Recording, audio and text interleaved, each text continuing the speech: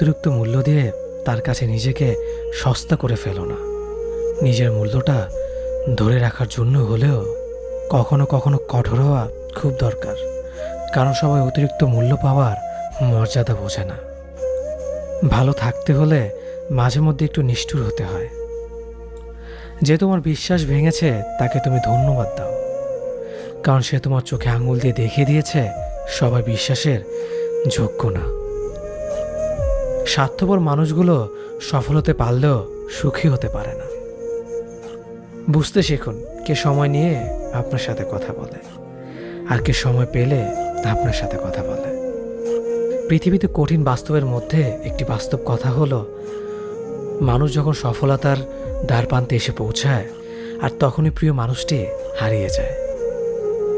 আপনি যখনই একা হয়ে যাবেন তখন আপনার পাশে থাকার মতো হাজার মানুষ খুঁজলেও পাবেন না।